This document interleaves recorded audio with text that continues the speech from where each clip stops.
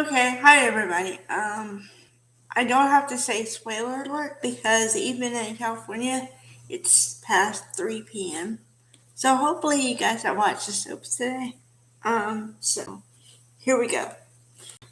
Okay, the first thing I thought when I was watching Y&R today was they need to give Sharon a relationship or something meatier than what they've been doing. Because yeah, she's a grandmother, and yeah, she's a business owner, which is great. It shows female empowerment and all that stuff. I just want to see her in a relationship of some sort. Um, and yeah, I mean a romantic relationship, but it doesn't have to be a head over heels, have to get married relationship. Because I think, this is my opinion, they reduced her into a coffee shop owning psychiatrist or psychologist where she serves people coffee and gives them advice on the side. And that's Sharon. Um, Now, there was a funny moment in her, in Crimson Lights where Adam was there. And she was talking to Adam. And the advice she gave him was like a baking recipe, but it was like about business, the business situation. So it was kind of like a play on words. And if you knew what she was talking about, you got what the joke was. But it was about baking. So she said, you have to let the ingredients rest and show you what they can do, and then act on it. And she was trying to talk to Adam because he was in a hurry to fire somebody. And she just said, just wait.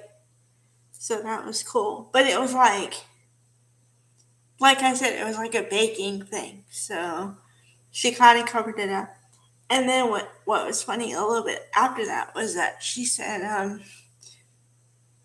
you know, she said something again to Adam about you forgot something. And he says, what? And she says, manners. You didn't say goodbye. And Adam plays it off kind of and says, I'm sorry, but I had a lot on my mind. Um, so that was kind of funny, but all right. Number two, I don't like the position that Phyllis is putting Summer in. She's like testing her loyalty, but yet she thinks with all the lying that Summer's doing, she can still repair her marriage. Now, I wanted to yell at the TV, and I did. How can you repair a marriage when the husband doesn't want you, number one, and the husband is already having an affair because they're not divorced yet with another woman? I mean, the man gave the other woman jewelry and flowers already.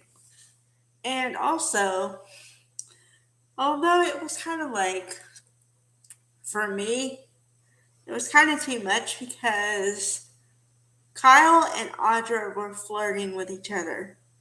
But it wasn't, they were trying to not make it overt, but it wasn't very hidden either. Okay. So he says something like, oh, you're teasing me. And she says, well, oh yeah, do you like that? And he says, yeah, I do. And then they're talking about the job because he, she wants him to be her right hand man.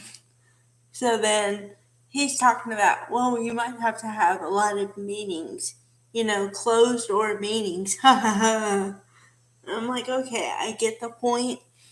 It's kind of funny, but like, I don't know, kind of distasteful for the moment because you. Okay, I have two separations in my mind. The two couples I'm talking about are Summer and Kyle on Y&R, and Liam and Hope on B&B, Bold and Beautiful. But the two completely different separations. Kyle said, I'm done with you. You've lied to me over and over again, and I don't want to deal with this anymore. And I want you, and I'm moving out. Liam and Hope. Okay, Liam, I don't know. They write him as a good guy, but I don't know if he's really a good guy because he's not supportive. He's willing to give up on his family in the blink of an eye, and they expect Hope to be this good girl who would never do anything. And she's just supposed to settle for scraps or something. I don't know. I don't get it. But today, I'm saying today's episode on B&B, okay, this is really like ironic. Okay, on the one, once again, imagine a split screen. Okay, on the one side you have Liam with both of his brothers trying to convince him to stay in the marriage and not give up on Hope after one mistake. On the other hand, you have Hope coming to the realization and understanding and accepting the fact that she can't save her marriage because her husband has told her so. I mean, we go from last week, Hope crying and begging, which I'm not a fan of, Liam for a second chance on how can I fix this? Please let me fix this. And he says, I'm done. I'm done. And the level and everything, I knew he was serious. To now he's supposed to want to take her back. Okay. That's when I would say, hey, buddy, your actions don't match your words. But anyway, okay, so Hope has gotten over it and is now moving on to Thomas, although I don't want people to think that she just jumped into it. Okay? She did not. This is a loving relationship. There was no manipulation to it. There wasn't.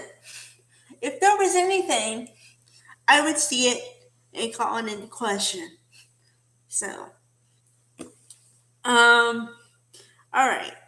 And as far as the whole Deacon and Sheila thing, which I love those scenes too. But they go back and they walk down memory lane together, and they realize that they can't be together. Not only because Sheila's in jail, obviously, but I'm just saying that their lives just don't fit.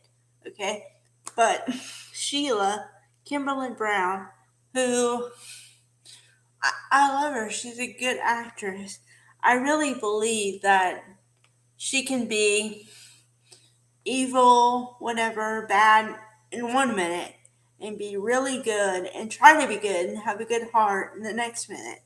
Okay, what I'm talking about is she said that I I understand everything, but I can't help wonder what could have been. She said that. And it kind of made me like think about it and reflect for a minute, you know? So I'd say both of them are good, but yeah, you totally see the difference between the two treatings of separation. So, all right, bye guys.